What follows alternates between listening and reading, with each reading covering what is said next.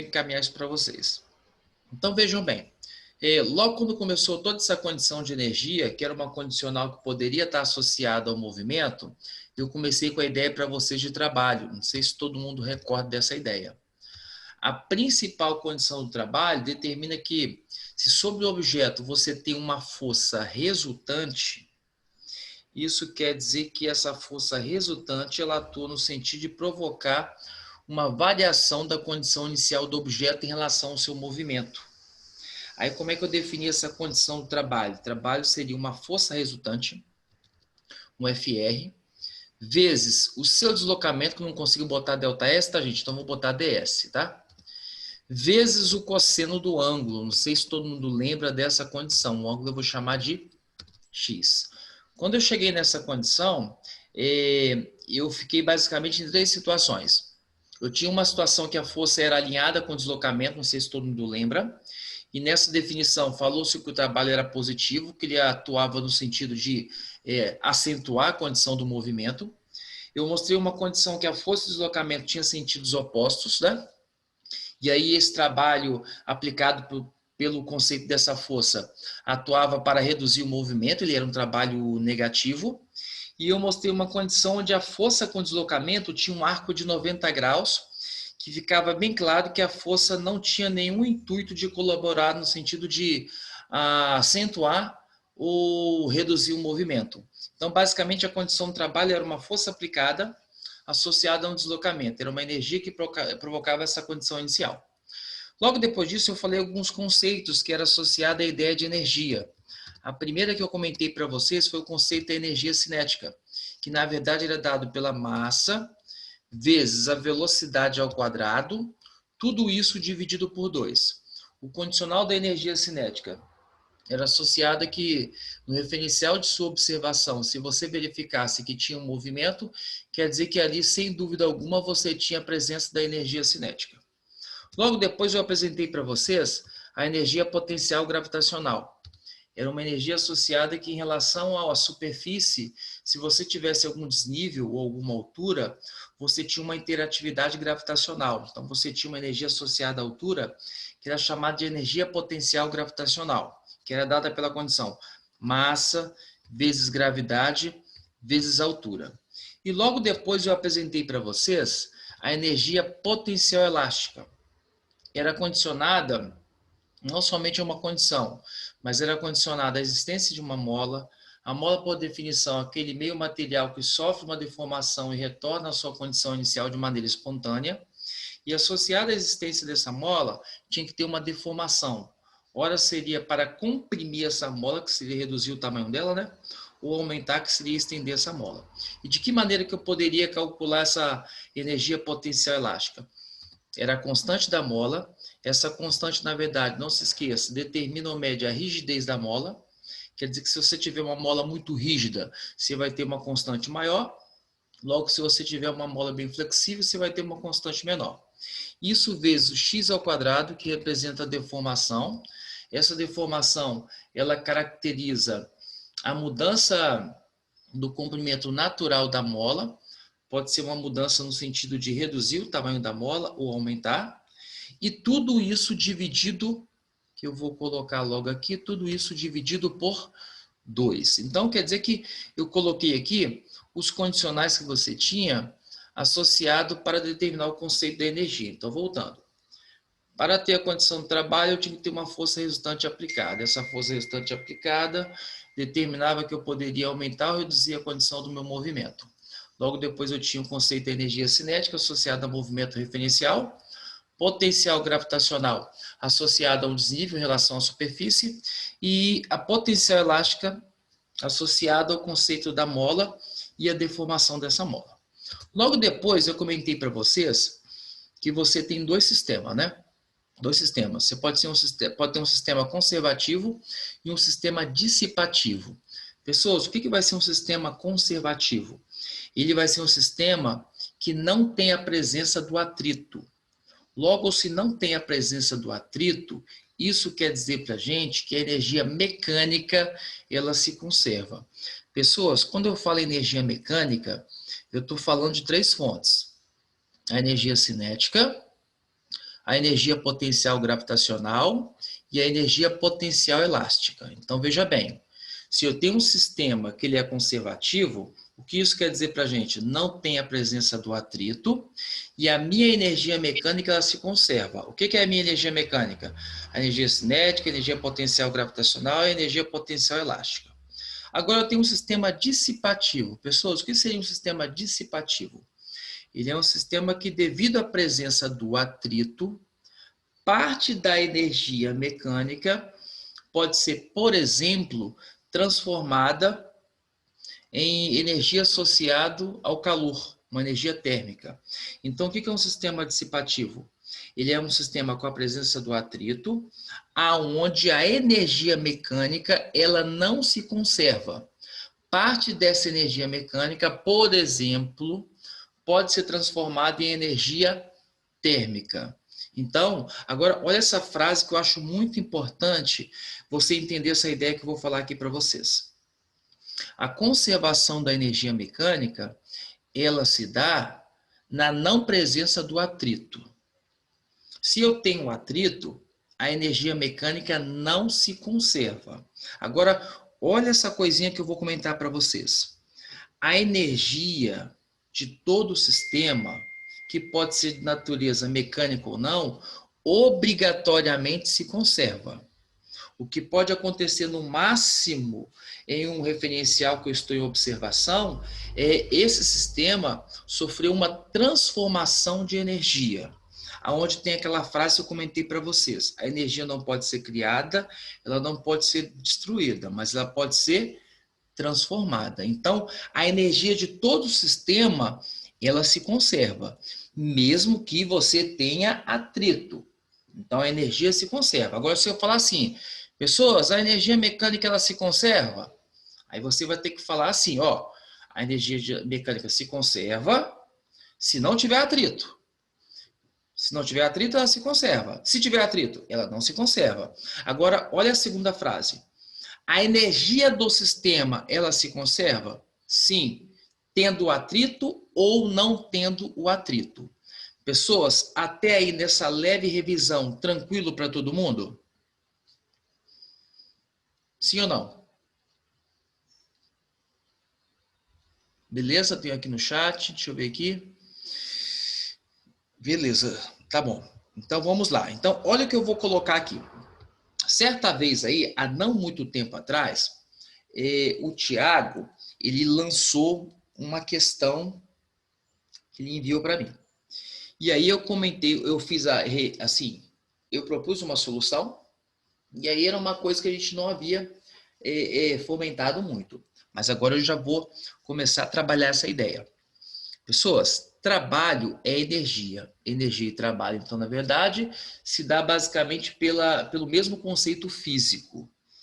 A maneira que eu tenho para determinar o trabalho foi apresentada inicialmente para vocês. Força resultante aplicada sobre um objeto vezes o deslocamento dele. Legal. Ah, o cosseno. O cosseno eu até coloquei ali, mas a gente não pode esquecer. O cosseno vai ser aquelas três situações que vai aparecer. Essa é a verdade. Qual a situação?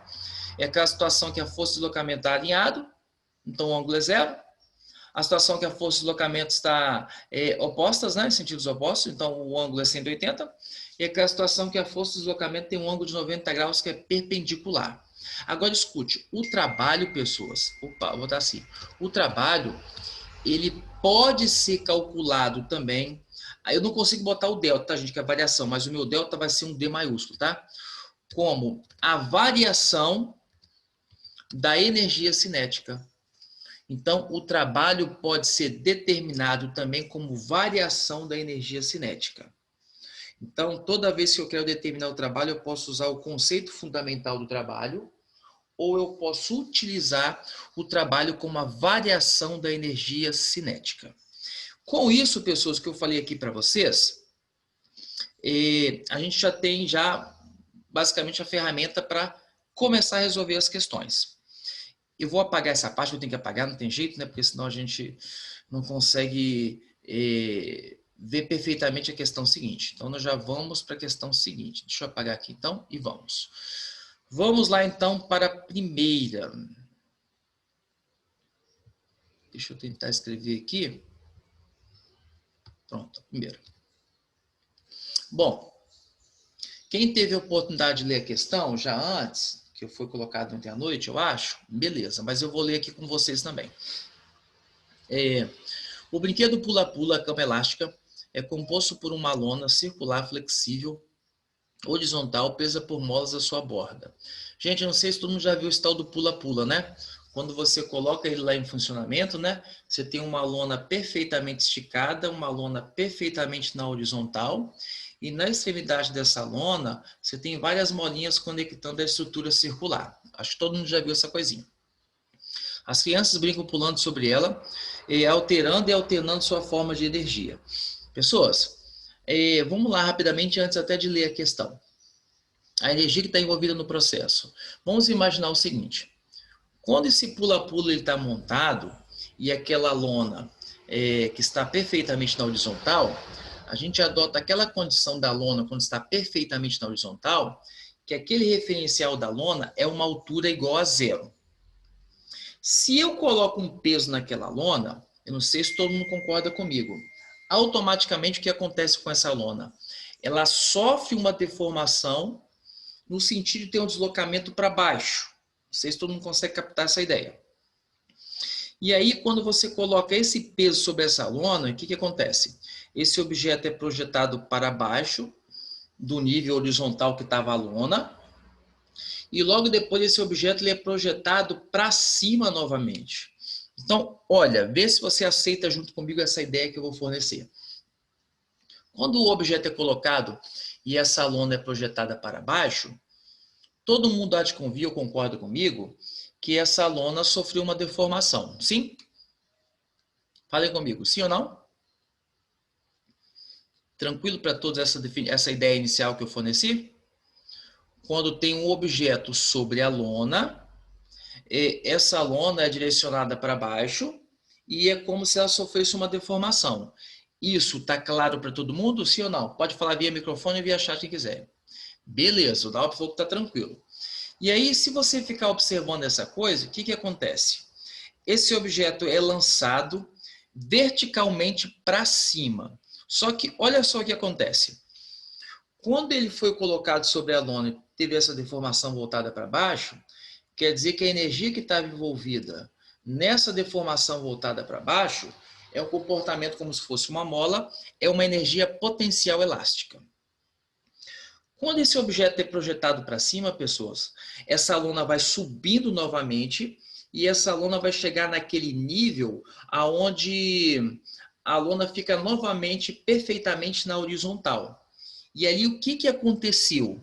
Aquela energia que foi associada à deformação da lona, que foi voltada para baixo, quando chega no nível da lona, que o objeto está subindo, ali eu não tenho mais a deformação da lona, mas eu tenho ali um objeto previamente em movimento.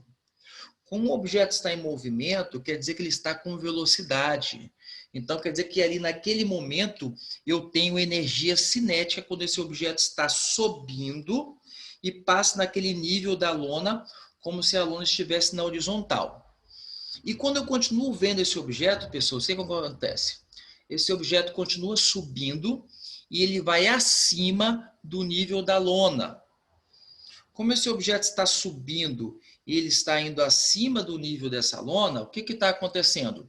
À medida que ele vai subindo, a velocidade vai sofrendo uma redução e ele vai aumentando a sua altura em relação ao nível horizontal da lona. Quer dizer que nesse momento da subida, ele vai transformando ou vai surgindo a energia potencial gravitacional. Então, o que eu quero que vocês entendam, fica clara essa condição. Quando tudo começou, lá quando a lona foi lá para baixo, eu tinha energia potencial elástica. Quando o objeto começou a subir e a lona ficou perfeitamente novamente na horizontal, ali com o objeto, na subida, ali eu tinha uma energia puramente cinética. E logo depois que esse objeto foi subindo, até chegar naquele ponto lá de altura máxima, ele tinha energia potencial gravitacional. Essa condição que eu descrevi da energia que foi rolando no pula-pula, isso ficou claro para todo mundo, gente? Tiago, Nauber, Yasmin, falem comigo. Tranquilo essa ideia? Yasmin botou que tá legal. Naube, Thiago, tranquilo? Fala aí pra gente aí. Naube botou que tá legal. Beleza, então agora eu vou continuar a ler a questão. Então o que eu fiz agora foi tentar entender o que está rolando em termos de energia em relação a esse pula-pula. Pessoas, qualquer dúvida, pode interromper no microfone ou no chat aí, tá bom? Ao pular verticalmente, despesando o atrito com o ar, pessoas, não tem um atrito, né? Então isso quer dizer o que pra gente? Que a energia mecânica se conserva. Que é a energia mecânica? É a cinética, a potencial gravitacional e a potencial elástica, é isso.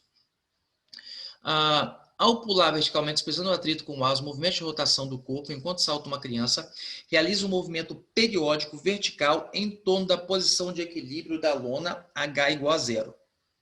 Pessoas, H igual a zero é aquela situação que a lona está perfeitamente na horizontal, como se não tivesse nenhum peso nela. Então é ali.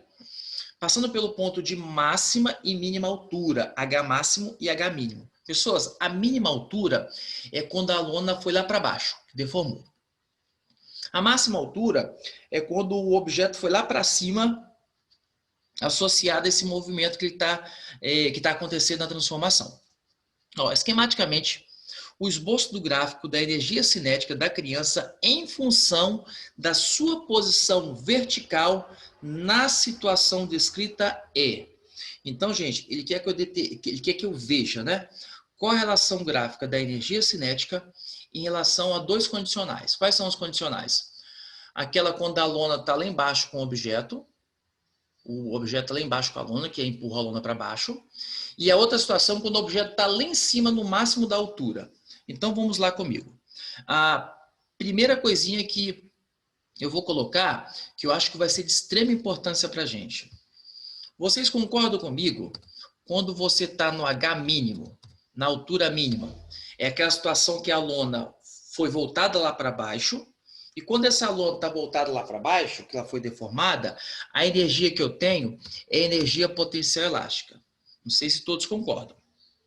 A energia potencial elástica, pessoas, a estrutura da expressão dela é K vezes X ao quadrado, tudo isso dividido por 2.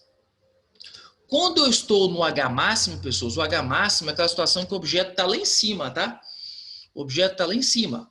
Quando o objeto está lá em cima no H máximo, é aquela situação que a única energia que está presente para ele é a energia potencial gravitacional. E a energia potencial gravitacional, pessoas, é massa vezes gravidade vezes altura. Até aí, isso aí tá claro para todo mundo? Pode falar comigo aí via microfone ou via chat. Vê se está tranquilo isso para todo mundo. O H mínimo, a lona deformou lá embaixo com o objeto, que é a energia potencial elástica. E a situação de altura máxima, eu estou lá em cima lá com a energia potencial gravitacional. Você fala, tá, entendi, legal. Agora vê se eu posso falar isso para vocês. E ver se vocês concordam comigo. Então, quer dizer que quando eu estou lá na altura mínima, a energia que eu tenho é uma energia potencial elástica e ela é uma relação quadrática. Então, vou até escrever isso aqui, ó. Ó, ela é uma relação, vou botar aqui na frente, ó, quadrática. Vou melhorar aqui. Tá lá. Quando eu estou lá no ponto de altura máxima, a relação que eu tenho é uma relação de uma reta, não é quadrática, é linear. Quando eu olho para a energia potencial elástica, pessoas, a equação está elevada ao quadrado, quer dizer que eu tenho uma relação quadrática. E quando eu olho para a energia potencial gravitacional, ela é dada por uma reta, porque MGH não é uma equação ou não é uma função quadrática, é uma função linear. Beleza para todo mundo essa ideia? Tranquilo? Ó, vamos lá comigo então, ó. Vamos lá. Vou até deixar essa coisa escrita aí para vocês. Olha que nós concluímos juntos. Que quando você está no ponto de altura mínima, a energia que está envolvida no processo é energia potencial elástica e ela é uma função ou uma equação quadrática. Pessoas, se ela é uma função ou é uma relação quadrática, não sei se todo mundo lembra, a relação de uma função quadrática, uma relação gráfica, ela não é dada por uma reta, ela é dada por uma curva. Todo mundo concorda isso comigo? Que quando eu dou uma olhada numa função quadrática, o comportamento gráfico de uma função quadrática não é uma reta, e sim uma curva, uma parábola? Todos concordam? Sim, sim? Se sim, fala comigo aí. Se não, não. Beleza. Então, olha só o que você acabou de concluir comigo. Olha aqui comigo. Eu tenho um gráfico aqui, que todo mundo está vendo o gráfico. Na vertical aqui, o zero, energia cinética. À minha esquerda, o H mínimo. À direita, H máximo. Todos são assim, ó. A vertical, energia cinética. E a horizontal, à esquerda, é o H mínimo. E à direita é o H máximo. Pessoas, a minha esquerda aqui é o H mínimo. É a energia potencial elástica, que é uma função quadrática. Se ela é uma função quadrática, uma relação quadrática, ela não pode ser dada por uma reta. Então, olha aqui comigo, pessoas. O H mínimo aqui, ó. Letra A, está dado por uma reta, está fora. Letra B, gente, está dado por uma reta, está fora. Letra D, está dado por uma reta, está fora. E aí, pessoas, eu fico com a situação da letra C e da letra E. Até aí, essa ideia está claro para todo mundo por que eu tirei a letra B e a letra D? Pode falar comigo no microfone ou via chat aí.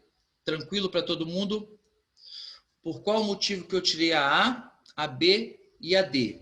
Tirei porque uma relação quadrática não pode ser dada por uma reta, tem que ser uma curvinha, tá bom?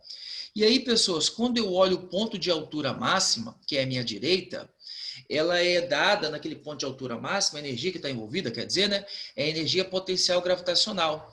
E a equação da energia potencial gravitacional, ela é uma equação do primeiro grau, é uma relação linear. Então, quer dizer que a minha direita do meu gráfico, que é o ponto de altura máxima, tem que ser dado por uma reta. E quando eu sei que tem que ser dado por uma reta, e eu tenho a opção C e E, obrigatoriamente eu vou ter que ficar com a letra C, porque é onde eu tenho o ponto de altura máxima à minha direita do meu gráfico, com um comportamento como se fosse uma reta ou uma relação linear. Já a letra E está dando uma relação de uma curva, uma relação quadrática. Então, por esse motivo, a melhor opção fica a letra C. Agora a minha perguntinha, todo mundo conseguiu entender essa questão e a possível resposta aqui é a letra C? Que é a letra C, na verdade, né? Sim? Claro para todos? Tiago, Lara, Nauber, Juliana, Emily, todo mundo aí, tranquilo para todos? Amanda, beleza? Tiago, beleza? Fala para a gente aí, tranquilo, deu para entender a questão? Porque o mais importante é entender essa coisa, né? A gente vai verificar daqui a pouquinho que essa coisa se aparece o tempo todo. Então, pessoas, vamos então para a seguinte. Eu vou apagar aqui, tá? E vamos lá para a seguinte. Ó, essa questão é a seguinte, eu acho muito legal, tem um conceito que é um conceito que a gente vai visualizar ainda, a gente vai ver essa parte dessa matéria ainda, mas não vai nos atrapalhar a resolver a questão. Vamos lá. Vou logo ler com vocês aqui, tá? Tem um ponto nessa questão, pessoas, que é uma coisa que a gente vai ver ainda, colisões. Mas é uma parte de colisões que dá para falar um pedacinho, o conceito para vocês, só a parte inicial, e quando a gente chegar em colisões de verdade, essa coisa vai ficar bem clara para vocês. Mas vamos lá. Ó, o pêndulo de Newton pode ser constituído por 5 pêndulos idênticos suspensos em um mesmo suporte. Em um dado instante, as esferas de 3 pêndulos são deslocadas para a esquerda e liberadas, deslocando-se para a direita e colidindo elasticamente com as outras 2 esferas que inicialmente estavam paradas. Pessoas, antes de eu ler a última linha embaixo, essa que é a informação que eu quero passar para vocês. Essa coisinha aqui, que eu vou marcar aqui, ó, colidindo elasticamente. Bom, o que você tem que entender nessa parte de colidir elasticamente? 2 pontinhos, que quando chegar em colisões, que é a matéria que a gente vai visualizar, eu vou deixar essa coisa bem claro para vocês. Mas inicialmente tem que passar essa parte inicial. O que a gente entende por colisão elástica? A gente entende por colisão elástica que após a colisão,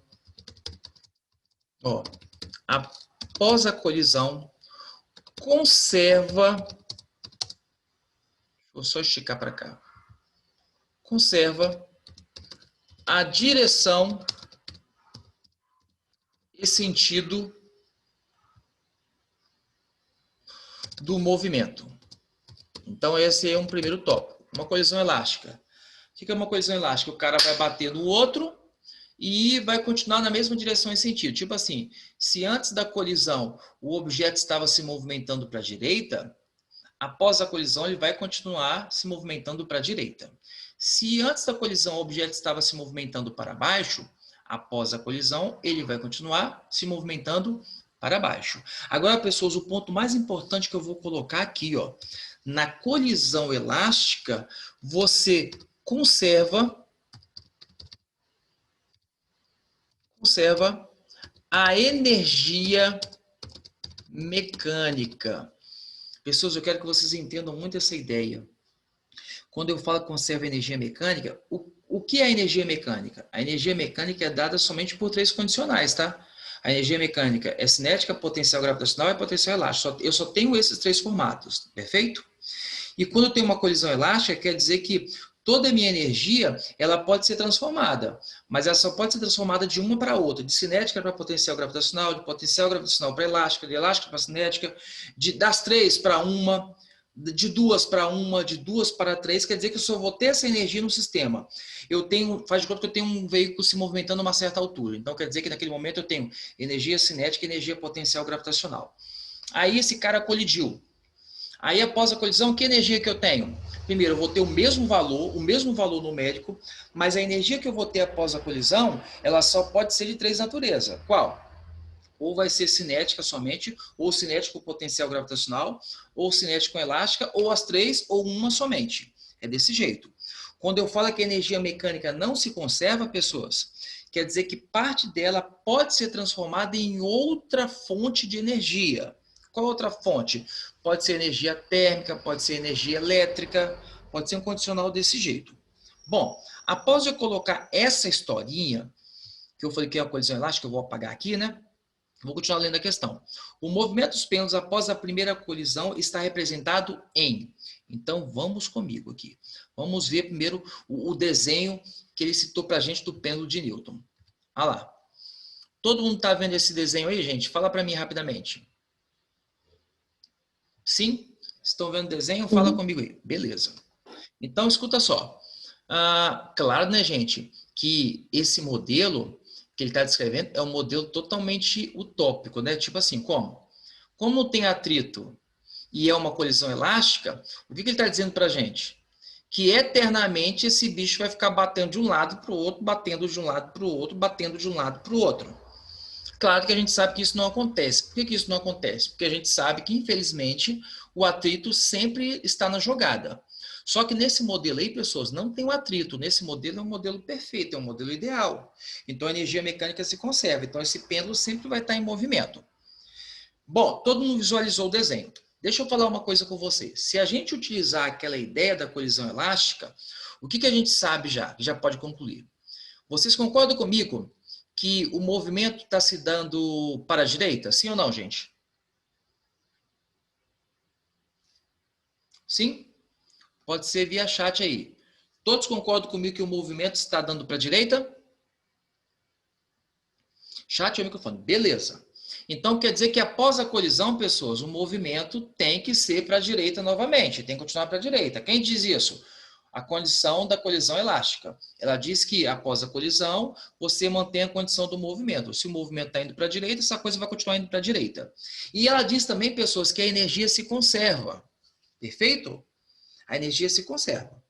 Então, vamos lá nas possíveis opções. Só que essa aqui agora eu vou querer ouvir vocês, tá? Nas possíveis opções. Então, olha lá, eu tenho que marcar uma opção, né? Não tem jeito no gráfico. Então, olha as opções. Deixa eu passar aí. Pessoas, falem para mim aí. Qual que vocês marcariam? Pode ser no microfone ou via chat. Aqui, antes de vocês falarem, deixa eu fazer uma análise aqui com vocês. Pessoas, você acha que a letra A é possível? Sim ou não? Olha aí. Vocês acham que essa letra A é possível? Não, beleza, Thiago, tá certo. Não, não pode. Porque, no mínimo, o movimento tem que ser só para a direita, não pode ser para a direita e para a esquerda. Isso aí está furado. Então, gente, de cara, você vai cortar a letra A e a letra B. Ó, já ficou melhor. Então, eu olhei só pela condição de que tem que se manter um movimento no mesmo sentido. Então, a A e a B nós mandamos embora. Eu fiquei com a letra C, eu fiquei com a letra D e eu fiquei com a letra E. Mas, pessoas, o que diz o segundo tópico para a gente da colisão elástica? Fala que a energia mecânica tem que se conservar. Sim? Então, a energia que você tinha antes da colisão tem que ser a mesma energia depois da colisão. A configuração que você tinha antes tem que ser a mesma configuração que você tenha depois. Todos concordam com essa minha fala em relação à energia? A configuração da energia que eu tinha antes tem que ser a mesma configuração de energia que eu tenho depois. Todos concordam com essa fala minha? Beleza. Pessoas, se essa fala minha está realmente coerente, vocês têm que convir comigo que eu procuro uma situação totalmente similar à situação antes da colisão. A situação antes da colisão, vamos lembrar comigo, eu tinha 3 bolinhas com velocidade V se movimentando para a direita. Era essa energia que eu tinha. Então, pessoas, o que eu vou ter depois da colisão? Eu vou ter a mesma condição que eu tinha antes. Todos concordam comigo? Sim ou não? Beleza. Então, escutem. Vocês perceberam? Agora, olha esse detalhe. Eu quero que vocês saquem esse detalhe. Esse detalhe é a chave da questão. Vocês perceberam que todas estão representadas com a velocidadezinha setinha para a direita. Tanto na questão da condição inicial antes da colisão, como na situação final depois da colisão. Todas estão representadas pela mesma setinha. Essa setinha de representação, gente, indica para a gente que é a mesma velocidade. Então, letra A falou que você tinha a mesma velocidade indo para a esquerda e indo para a direita. A letra B falou que você tinha a mesma velocidade, 2 bolinhas indo para a esquerda, 3 para a direita. A letra C determinou que após a colisão eu vou ter a mesma velocidade que eu tinha antes, de 3 bolinhas indo para a direita. A letra D fala que eu vou ter a mesma velocidade indo para a direita com 2 bolinhas. E a letra E fala que eu vou ter a mesma velocidade após a colisão com uma bolinha indo para a direita. Pessoas, se você falar comigo que a resposta é a letra D, qual o grande problema? Se você marcar a letra D, a energia total não vai estar se conservando. Por quê? Porque quando você calcula a energia cinética, você não pode esquecer desse fato que eu vou falar aqui agora, entra na equação da fórmula de energia cinética a massa. Então, a massa é um fator relevante para você calcular a energia. Se você reduz a sua massa, quer dizer que você reduz a sua energia cinética partindo do princípio que você está com a mesma velocidade. Então, se você marcar a letra D, o que você está dizendo para mim? Que após a colisão, a velocidade continua sendo a mesma, mas a quantidade de partículas que se movimentam para a direita é uma quantidade menor. Então, você reduziu a massa. Se você reduziu a massa, pessoas, você reduziu a energia.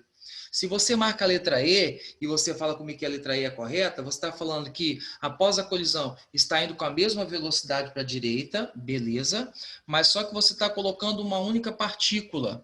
Então, quando você coloca uma única partícula, você reduz a massa. E se você reduz a massa, quer dizer que você reduz a energia. Então, o que você está dizendo para mim? Que a velocidade após a colisão é a mesma para a direita, mas a energia agora é menor. Agora, se você marca a letra C, olha o que você está dizendo para mim.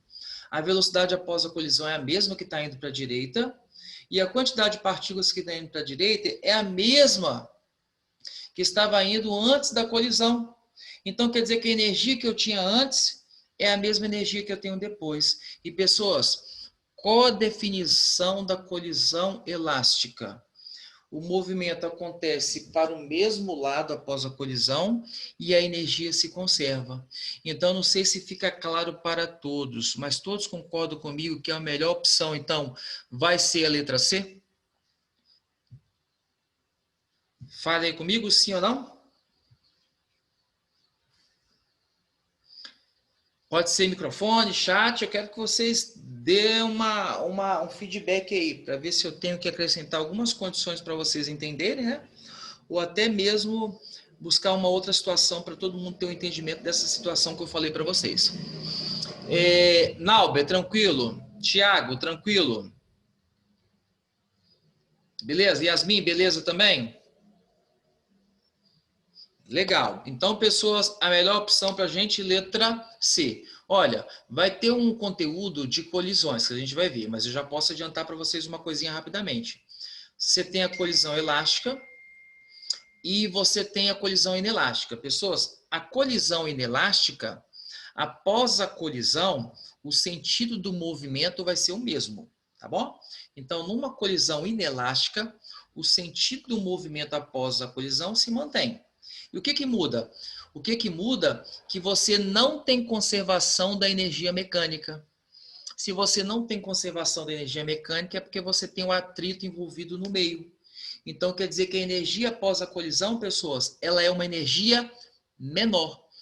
Então, Amanda, Yasmin, Tiago, Nauber, se o cara botasse a mesma questão e falasse com a gente que era uma colisão inelástica, o que a gente saberia? O movimento após a colisão se daria ainda para a direita, mas a energia após a colisão seria menor. E aí, pessoas, que opção que eu marcaria nesse caso fosse uma colisão inelástica? Eu poderia ficar com a letra D ou com a letra E. Todos concordam comigo? Sim? Beleza, beleza? Se fosse desse jeito nessa história? Legal, legal. Então vamos para a próxima questão. Vamos para a próxima. Bom, seguindo a nossa linha, né, de energia e tal, olha essa questão. Eu já vou ler rapidamente para vocês. Ó, o batistaca é um dispositivo muito utilizado na fase inicial de uma construção. Todo mundo está vendo a questão aí? Foi para vocês a tela? Foi, não foi? Só fala se foi para minha tela, porque às vezes trava, né? E não vai. Foi, tá. professor. Então vamos lá, então. O batistaca é um dispositivo muito utilizado na fase inicial de construção. Ele é responsável pela colocação das estacas, na maioria das vezes de concreto, que fazem parte da fundação de um prédio, por exemplo. O funcionamento dele é relativamente simples. O motor suspende através de um cabo de aço, um enorme peso, um martelo, que é abandonado de uma altura de 10 metros e que acaba atingindo a estaca de concreto e que se encontra logo abaixo. O processo de suspensão e abandono do peso sobre a estaca continua até que a estaca esteja na posição desejada. Pessoas, olha comigo rapidamente antes de eu ir para a opção para marcar. Quando a estaca está lá em cima, a estaca não, quando o martelão, quando o objeto está lá em cima, todo mundo concorda comigo quando esse objeto está lá em cima, a energia que eu tenho é energia potencial gravitacional? Sim ou não? Todos concordam? Pode falar via chat rapidinho para mim aí. Quando eu vou suspender esse peso, o peso fica lá em cima no alto, tem uma altura e energia potencial gravitacional. Segurei ele, levei ele em cima, segurei, não tem velocidade. Pessoas, toda essa energia que está lá em cima associada a essa altura do batistaca, que é uma energia potencial gravitacional, ela está sendo utilizada quase que toda ela, vamos botar toda, porque o cara não falou em atrito, ela é transformada toda ela ou integralmente, essa energia, para afundar esse batistaca. Ou melhor, para afundar essa estaca. Todos concordam isso comigo? Toda a energia do batistaca que está a uma certa altura, que é a energia potencial gravitacional, ela é transferida para a estaca para afundar ela na superfície. Vocês concordam isso comigo? Beleza, todo mundo concorda isso comigo. Então vamos lá então, pessoas. Ó, é correto afirmar que o funcionamento do batistaca é baseado no princípio de letra A, transformação da energia mecânica, a energia mecânica é energia potencial gravitacional, tá, gente? Transformação da energia mecânica em energia potencial gravitacional em energia térmica da estaca. Pessoas, quer dizer então